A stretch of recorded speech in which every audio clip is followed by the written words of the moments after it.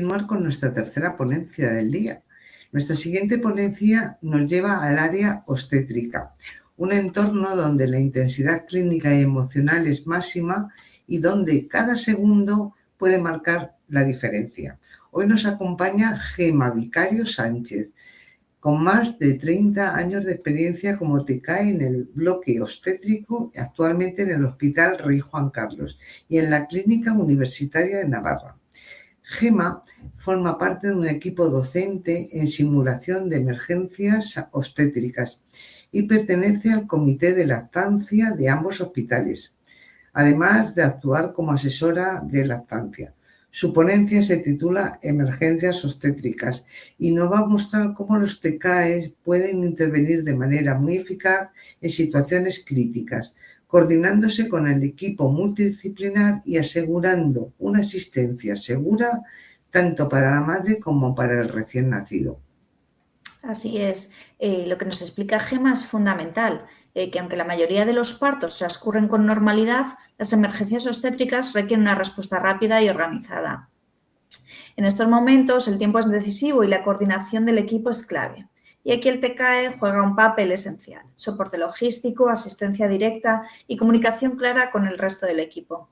La simulación clínica es una herramienta crucial para entrenar estas situaciones de alta complejidad, permitiendo ensayar protocolos sin riesgo real para los pacientes. Y para evitar errores por descoordinación, la implementación de la metodología SBAR, situación, antecedentes, evaluación y recomendación, garantiza un traspaso de información preciso y seguro. Bueno, pues ya tenemos con nosotros a Gema. Hola, buenas tardes. Hola Gema, ¿qué tal? Bienvenida, estamos encantadas de tenerte con nosotros para aprender tu experiencia. Cuando quieras, puedes comenzar con tu presentación. Perfecto, pues venga, vamos a ello. Bueno, buenas a todos. En primer lugar, me gustaría que os fijarais en ese botón rojo que hay arriba y que escribierais en el chat cómo os habéis sentido en una situación de emergencia, si habéis notado ese nudo en el estómago. Esta comunicación va a ir enfocada a hablar sobre las emergencias obstétricas reales, no la teoría, sino cómo podemos dar una respuesta más efectiva. Mi nombre es Gema Vicario y, bueno, como ya me han presentado, llevo más de 30 años en el paritorio. Actualmente estoy trabajando en el Hospital Rey Juan Carlos y lo que pretendo con esta comunicación es daros claves prácticas para poder abordar una emergencia obstétrica y obtener el mejor resultado. Sabemos que las emergencias obstétricas son eventos de alta morbimortalidad y que dependen de una respuesta efectiva y sistematizada. Por eso vamos a conocer cómo podemos desenvolvernos en ellas. Ahí está. Ahora os voy a pedir que penséis en una guardia de estas complicadas, donde hay mucho jaleo. Pues justo ahí es con donde más errores generamos, uno de los más importantes es la comunicación. Tenemos que tener en cuenta que debemos de tener una comunicación cerrada, una comunicación bidireccional. Alguien nos puede pedir una sonda. Lo correcto es contestar a esa orden, decirle, María, ¿quieres una sonda permanente? ¿Por qué? Porque puede ser que no hemos escuchado esa orden o simplemente malinterpretamos esa orden y llevamos una sonda vesical intermitente. Son 2 segundos, pero eso nos va a ayudar a no cometer errores. También tenemos una gran ayuda que es el SBAR. Esto nos va a ayudar a colocar nuestra cabeza. ¿Qué pasa? ¿Qué antecedentes tiene? ¿Cómo está ahora? ¿Y qué es lo que necesitamos? Así lo que vamos a conseguir es no mezclar datos, no confundirnos y sobre todo no olvidarnos de nada. En una emergencia es muy importante que haya un líder, no que mande todo el mundo, porque ahí es un caos. Si manda un líder, los demás tenemos que saber dónde mirar y cada uno tener presente cuál es nuestro rol. Cuando hay una situación crítica y hay un líder, hay mucho más silencio y más seguridad, hay menos ruido, hay más seguridad ahí. Y bueno, nosotros podemos ser una de las personas que podamos dar ese primer aviso. Por eso tenemos que estar preparados para dar un aviso de emergencia. Sabemos que una buena comunicación salva situaciones, protege pacientes y a profesionales. Ay, perdón. Ahora hay palabras que solamente con escucharlas ya nos ponen en alerta. Son la hemorragia posparto, el prolapso de cordón, la distocia de hombros o la eclampsia. Una hemorragia que va poco a poco. Un cordón que se cuela y aparece donde no debiera. Un hombro que decide no salir. O una paciente que empieza a convulsionar. En esos momentos no estamos pensando en definiciones, estamos pensando en actuar y ahí entra el equipo. Tenemos que tener esa comunicación y esos roles bien definidos. Es importante que sepamos dónde está todo, para qué sirve y cómo se utiliza y sobre todo estar ahí en el escenario para poder anticiparnos a esa emergencia. Imaginaros que entramos en una dilatación y la paciente de repente empieza a convulsionar. Su vida y la del bebé corren peligro. La eclampsia ocurre cuando una embarazada con preeclampsia, es decir, con presión arterial alta durante el embarazo, presenta una convulsión generalizada. Esto es la forma más grave de los trastornos hipertensivos en el embarazo. Los riesgos son altísimos. Para la madre puede ser un desprendimiento de placenta, un derrame cerebral, hasta una insuficiencia renal. Y para el bebé, una hipoxia o muerte intrauterina. El manejo de la eclampsia la vamos a hacer en 4 puntos claves. Primero hay que controlar las convulsiones. ¿Cómo lo van a hacer? Con sulfato de magnesio. Después van a controlar la presión arterial con antihipertensivos como es la betalol o la irrelacina. Y también tenemos que estabilizar a la paciente con oxígeno, con un monitor continuo y viendo la coagulación. Y después, cuando haya pasado esta crisis, bueno, van a considerar finalizar la gestación.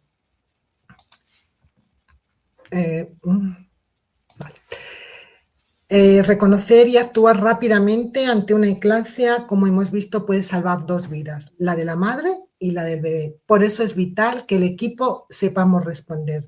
Si nos encontramos una paciente que está convulsionando, lo primero que tenemos que hacer es avisar. Tenemos que avisar de una manera clara y emergente. Después nos vamos a ocupar de la paciente, de que no tenga ningún traumatismo. Vamos a levantar las barras de la cama para evitar justo que se caiga con esa convulsión o que se golpee con cualquier cosa.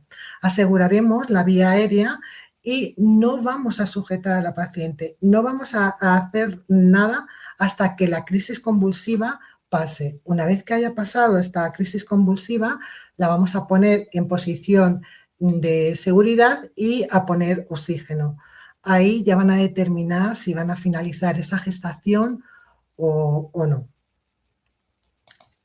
Ahora vamos a pasar a una situación donde cada minuto cuenta, literalmente. Mirad, fijaros en el título, una carrera contra el tiempo. Fijaros en la ilustración que hay a la izquierda.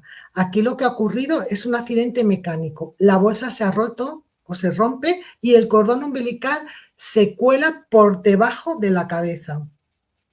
¿Cuál es el problema? Mirad dónde está apoyada la cabeza del bebé. Está apoyada sobre el cordón umbilical, que está aplastándole, está comprimiéndole. Es como cuando tenemos una manguera. Si la pisamos, el agua deja de fluir. Aquí pasa lo mismo. Si la cabeza comprime el cordón, deja de pasar oxígeno. El resultado es una hipoxia severa en minutos. Aquí nuestro papel es crítico. Si la gravedad está empujando al bebé hacia abajo, nosotros lo que tenemos que hacer es utilizar esa gravedad, pero al revés. Y tenemos que ayudar a poner a la paciente en una de estas 2 posiciones. O bien Trendelenburg, porque lo que queremos es que el feto deslice hacia el fondo del útero, evitando que comprima este cordón, o genopectoral, que es en cuadrupedia, apoyando el pecho en la cama.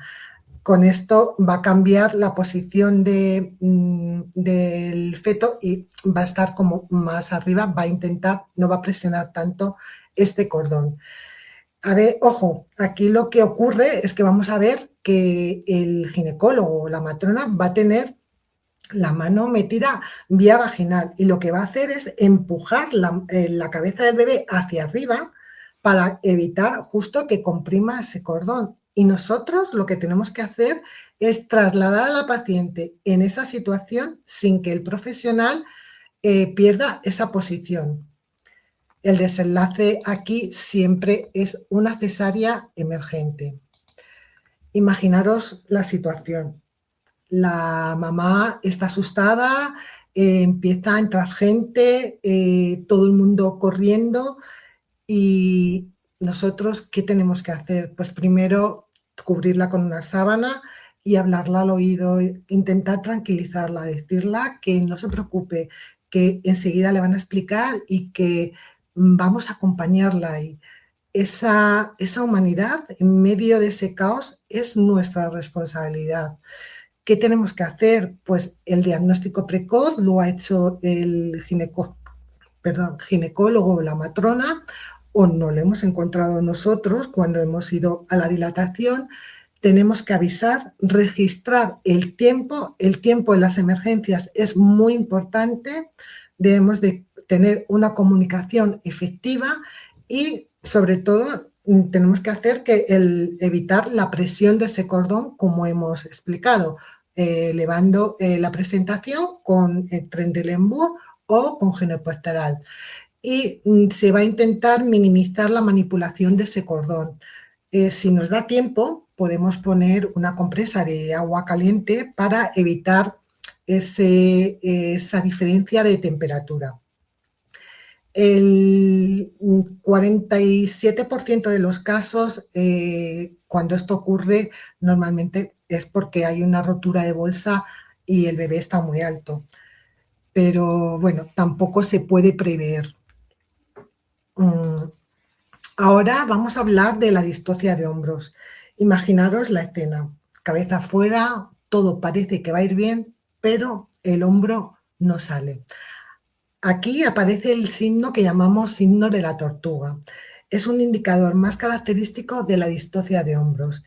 Y tras la salida del bebé, lo que ocurre es que el bebé saca la cabeza y de repente va hacia atrás, retrocede hacia el periné. ¿Por qué? Igual como una tortuga, ¿no? Cuando mete la cabeza dentro del caparazón. Y esto sucede porque el hombro anterior se queda impactado sobre la sínfisis del pubis y el tronco no sale. Entonces, al no tener esa continuidad, la cabeza no sigue y retrocede. Aquí se declara la distocia de hombros y empezaríamos con el algoritmo de Helper. Primero, pedir ayuda y segundo, vamos a cronometrar el tiempo.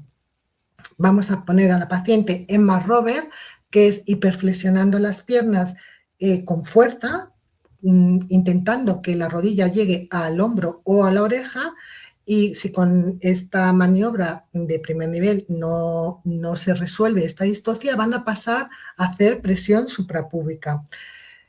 Ojo, no van a empujar, no se trata de empujar ni de hacer Kristeller, se trata de desimpactar ese hombro, y el ginecólogo lo que va a hacer es que va a apretar el dorso del bebé para que eso se desimpacte y el hombro se desimpacte y pueda salir de la mejor manera.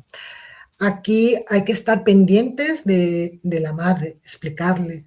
En ese momento decirle, mira, no te asustes, vas a ver que entra mucha gente, te vamos a explicar luego, pero vas a ver que te vamos a bajar la cama de una manera brusca. Y estar pendientes también de que está la cuna térmica encendida y pendientes del acompañante. Son muchas cosas, pero si estamos entrenados en ellos, enseguida nos va saliendo. Aquí en la distocia de hombros, como en todas las urgencias es muy importante el tiempo, pero justo aquí, además, tenemos que decirlo en voz alta. Tenemos que avisar a todo el personal y coger a la mamá y bajar la pelvis justo al final de la cama. Decirle que no empuje, cerrar la oxitocina, quitar almohadas y empezar con Marrover. Empezamos con Marrover y a contar esos minutos en voz alta. Como factores de riesgo podemos estar atentos cuando hay un peso estimado mayor a 4 kilos o cuando hay una diabetes gestacional o haya una dilatación muy lenta, muy tórpida. Pero eso al final solamente prevé como un 16% de las distocias. ¿Qué pasa si en las maniobras de primer nivel no se ha resuelto la distocia? Entonces pasarían a hacer las maniobras de segundo nivel. Son maniobras internas para liberar los hombros y reducir el diámetro y así facilitar la rotación del bebé. Aquí vamos a seguir con Marrover, hiperflexionando las piernas hasta que nos digan y contando minutos en voz alta. Si también tenemos la opción de la maniobra de Gaskin, que es en cuadrupedia. Esto, al poner a la paciente en cuadrupedia, va a cambiar la postura y el hombro, bueno, favorece que ese hombro se desimpacte. Pero ¿qué pasa? Tenemos que tener en cuenta que para poner la paciente en esta postura tiene que tener movilidad. No puede estar ni con una walking ni con una... con una walking si se puede mover bien, sí, pero si tiene una epidural, pues no la vamos a poder poner en esta posición. Y también, pues igual, tenemos que tener preparado la cuna de reanimación y estar atentos sobre todo del acompañante y de la paciente. Perdón. Aquí ya serían las maniobras de tercer nivel. Esto es como último recurso. Si las maniobras de primer nivel y segundo nivel no han funcionado, no han resuelto esta distocia, se pasaría aquí. Se llama las maniobras de Zavanelli y estos consisten en reintroducir la cabeza de nuevo a través del canal del parto para realizar una cesárea emergente. Esto es excepcional. Aquí los resultados no son buenos. La distocia de hombros impone respeto, pero no se vence con fuerza. Se maneja con orden, entrenamiento y trabajo en equipo. Y cuanto más entrenemos, pues menos miedo nos va a dar enfrentarnos a ellas. Vamos a hablar ahora de la hemorragia posparto. La hemorragia posparto es la primera causa de morbimortalidad materna. Tiene una complicación entre un 5 y un 15% de los casos. El útero sangra por 4 razones. La regla de las 4-3, de las 4T. Primero, por tono, que es lo más común. El 90% sangra porque el útero no se ha contraído, está blando. Entonces, la matrona o el ginecólogo, quien esté atendiendo en ese momento el parto, va a hacer masaje uterino y se va a administrar uterotónicos como es el sintocinón, el metergin, el citotec y ya pasaríamos al tejido. El útero está bien, pero ¿qué pasa? Que tiene restos dentro, restos de placenta. ¿Qué ocurre? Que el útero no se puede contraer porque hay algo dentro. Aquí lo que van a hacer es hacer extracción manual o un legrado. La otra causa que puede ser de hemorragia es el trauma. El útero está bien, pero hay un desgarro o hay un corte en la vagina, entonces esto sangra. ¿Qué van a hacer aquí? Pues van a revisar el canal del parto y van a suturar lo que esté desgarrado. Y como último, la trombina. También pueden empezar a sangrar más porque la sangre no coagula, la sangre sale más líquida. Aquí siempre pues hay que hacer una transfusión. Hay factores de riesgos que ya vienen antes y otros aparecen durante el parto. Cuando una embarazada viene al paritorio y vemos que tiene un feto macrosómico es multípara, tiene un índice de masa corporal de más de 35, tiene una bolsa rota de más de 24 horas, ha tenido un feto cruz intraparto o una hemorragia posparto. Este útero ya viene cansado y juega con desventaja. No quiere decir que vayan a sangrar, pero si lo hacen, lo van a hacer más rápido. También durante el parto tenemos señales de alerta que nos pueden ayudar. Partos muy largos o, por el contrario, partos muy precipitados, fiebre intraparto o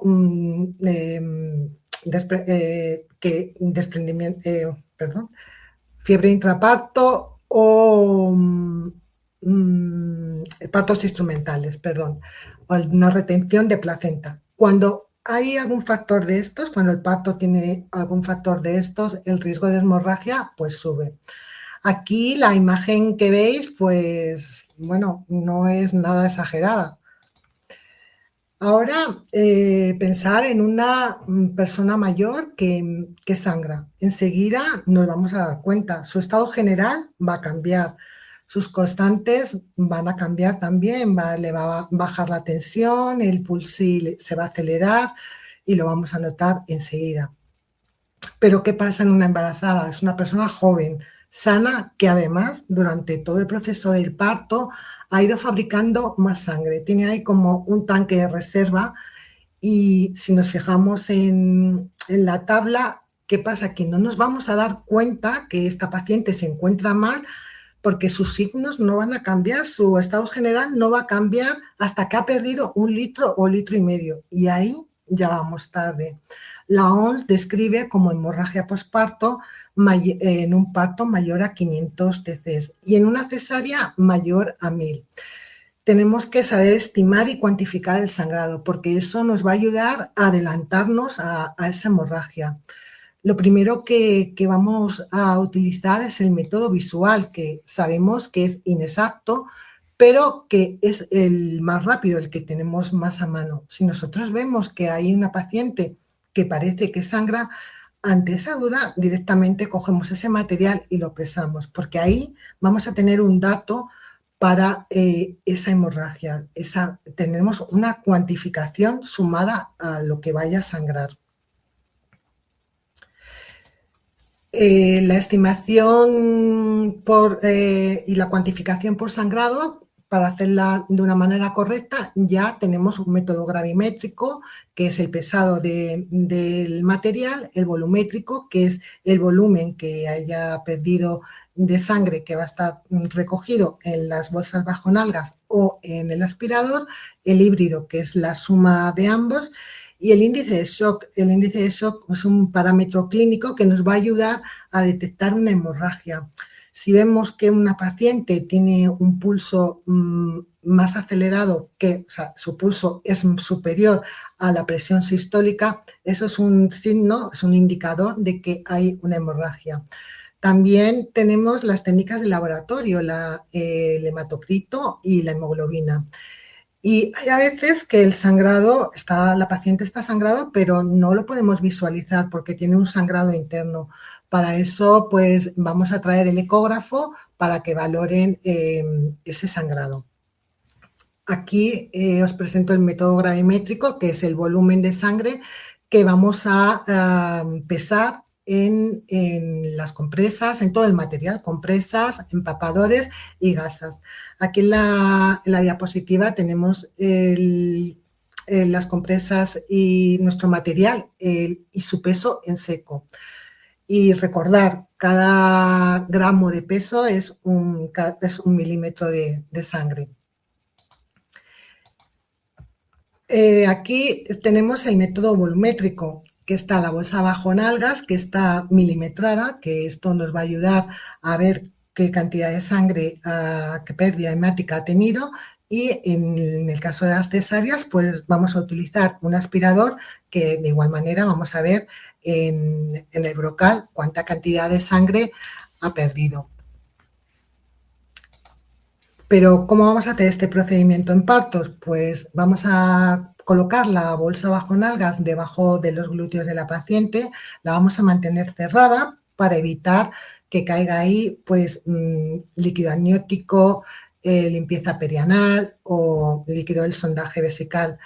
Luego, esta bolsa la vamos a abrir una vez que haya alumbrado, excepto si hay un sangrado,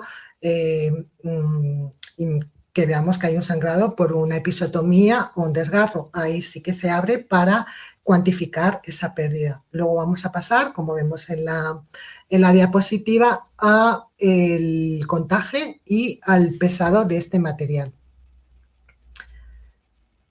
¿Cómo vamos a hacer esta cuantificación? Pues el volumen total de pérdida hemática es la suma del peso del material textil mojado o manchado menos el peso del material textil seco más el volumen que haya recogido en la bolsa bajo nalgas o en la bolsa del aspirador. Perdón.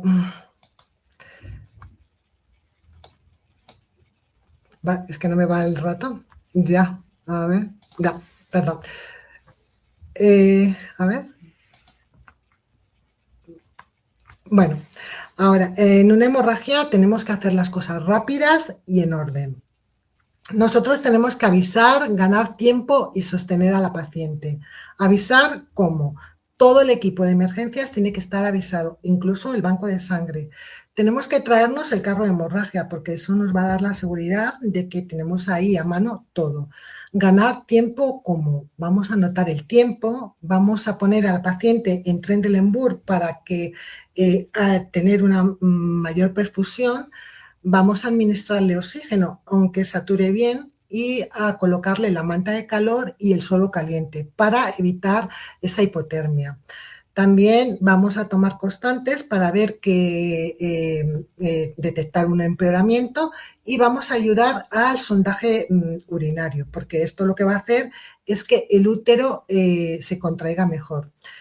Vamos a sostener a la mamá y al bebé y estar pendientes del acompañante. Y solo con esto, con avisar, ganar tiempo y sostener, estamos ayudando en una hemorragia. Lo que quiero que veáis es lo importante que es nuestro papel en una emergencia. Y bueno, ya hemos visto las 4 emergencias que nos podemos encontrar. Es una carrera contrarreloj. Y el parto instrumental es la forma de ganar tiempo. A veces en el periodo expulsivo se necesita de algún instrumento para que el feto nazca rápido. Nosotros tenemos que conocer cuáles son esos instrumentos, para qué sirven y dónde están, y anticiparnos a esa emergencia. En ese momento no podemos dudar, no podemos pensar esto es un forceps o esto es una espátula. El vacuum es una ventosa que hace presión en la cabeza y que existen 2 tipos. El manual, llamado también kiwi, que la presión la va a ejercer el ginecólogo de manera manual, o la ventosa mecánica, que la presión la vamos a ejercer nosotros. Siempre vamos a comprobar que funciona, que tiene presión, nos van a dar el terminal de la ventosa y la vamos a conectar. Cuando nos digan, vamos a subir la presión a 0,2, esperamos 1 minuto y luego la vamos a subir a 0,8. Cuando llegue a 0,8 avisaremos de que ya pueden tirar. El ginecólogo va a tirar de la ventosa para la extracción del feto y una vez que haya salido la cabeza nos va a decir que quitemos esa presión. Entonces la manera más rápida es directamente desenchufar, no ir bajando la presión poco a poco como hemos hecho para subirla. Ay, es que no sé qué me pasa con el ratón. Bueno, los forceps son unas cucharas metálicas que sirven para agarrar, rotar y traccionar al bebé. Se articulan y aquí tenemos 2 forceps. Los Killam, que para diferenciarlos veis que el mango es totalmente recto, y los Simpson, que hacen como unas pequeñas onditas, es como los pelos de los Simpson, para que no se os olvide ese detalle. Se diferencian mejor así. Y las espátulas actúan como calzadores, ¿no? Lo que hacen son cucharas grandes que actúan como un calzador y ayudan a la salida del bebé. Tenemos que tener presente siempre que cuando hay un parto instrumental tenemos que traer la caja de revisión, porque ese parto tienen que revisar el canal de parto, que no haya habido ningún desgarro ni haya nada. Importante de verdad diferenciar cuál es el instrumento y para qué sirve y cómo se utiliza. Y para finalizar, si nos quedamos con una sola cosa, es esta: las emergencias obstétricas no se improvisan, se entrenan. ¿Qué nos va a proteger cuando todo va rápido y el estrés sube? Pues una comunicación cerrada, bidireccional, utilizar técnicas del SBAT y la práctica constante de simulación y talleres, hacer una buena cuantificación de pérdida hemática y después, sí, debriefing. Vamos a hablar de todo lo que ha ido bien y de lo que podemos mejorar, sin culpa, sin juicios, sin miedos. Esto lo que va a hacer es que el equipo esté más seguro y se enfrente a una emergencia mucho más seguro. Y para todo esto tenemos una herramienta idónea, que son los checklists. No es un simple papel, es una herramienta que nos va a ayudar a cada emergencia a hacer todos los pasos de una manera simultánea, para que no se nos olvide nada y realizarlo de la mejor manera para tener un resultado lo más favorable. Y bueno, hasta aquí mi presentación y espero que estéis preparados para la próxima emergencia. Gracias. Muchas gracias. Muchísimas gracias, Gemma. La verdad es que la exposición, magnífico trabajo y magnífica exposición, como siempre.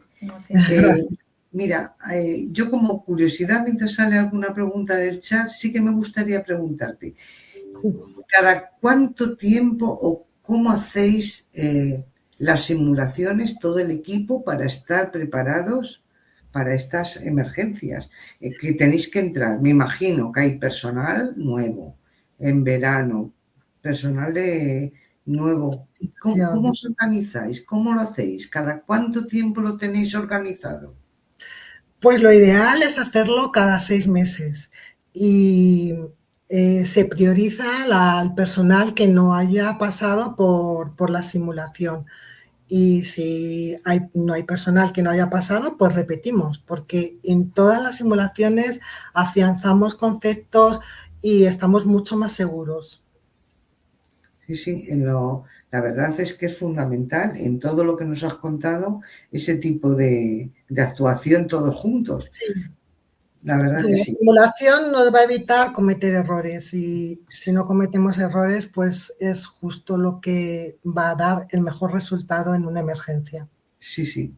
No sé si habrá alguna pregunta del chat, no sé si tienes tú alguna pregunta. Mira, te dicen, te felicitan. Tengo una pregunta, sí. Sí, cuéntame. Muchas gracias, de verdad.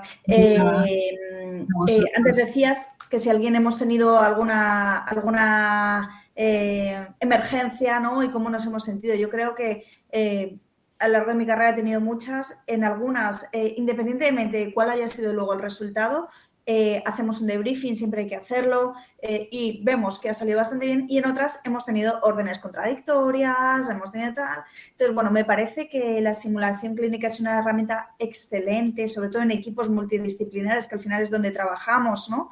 Y cómo trabajamos en las unidades, pero sí que es verdad que de cara de la formación pregrado, antes de que salgáis con el título y todo, creo que, no sé si tú opinas lo mismo, que sería importantísimo hacer simulaciones, sobre todo hacer SBAR, porque se necesita una buena comunicación para tener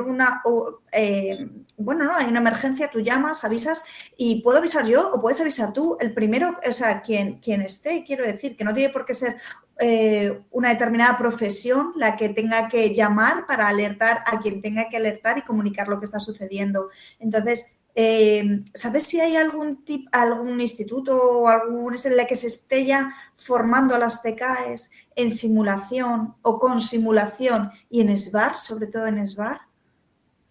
Nosotros sí que pasan por nuestra unidad compañeras en prácticas y bueno, sí que yo personalmente las junto y les doy un poquito esta charla.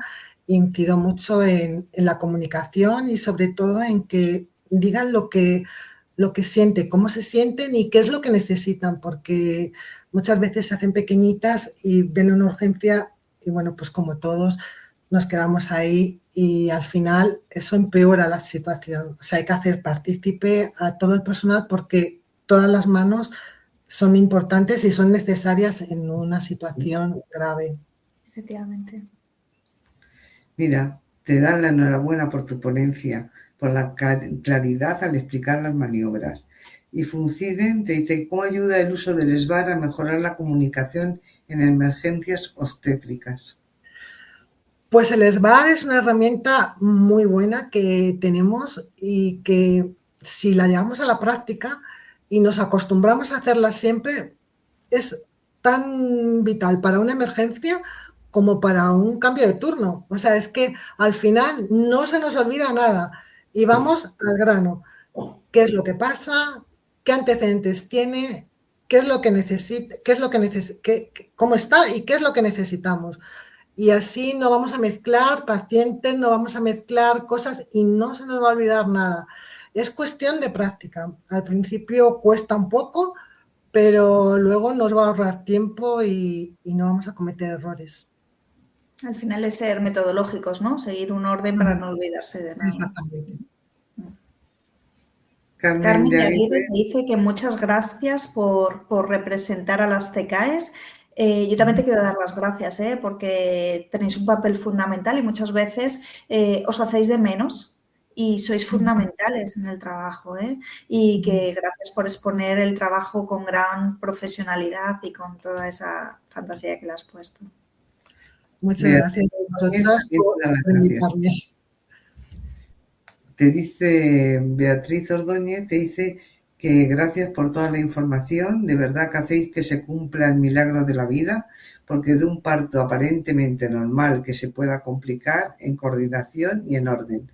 De verdad lo has explicado fenomenal y yo también me parece que la labor de las TKs es imprescindible en estos equipos multidisciplinares, por supuesto. Sí, ahí sí. Somos imprescindibles todos. Todos, de verdad. Sí. O sea, el celador, todo el mundo, son imprescindibles ahí. Pero no podemos hacernos de menos, ¿no? No podemos, o sea, cada uno en su parcela tiene que aportar, que es lo que necesitamos, ¿no? Cada uno haga su trabajo. Sí. Gemma, un placer, de verdad, contar contigo otra vez y poder aprender de tu experiencia en emergencias obstétricas. Eres una maestra. Nos llevamos ideas muy prácticas sobre cómo actuar con rapidez, coordinación y seguridad y sobre todo la formación y la simulación, cómo hacen la diferencia en momentos críticos.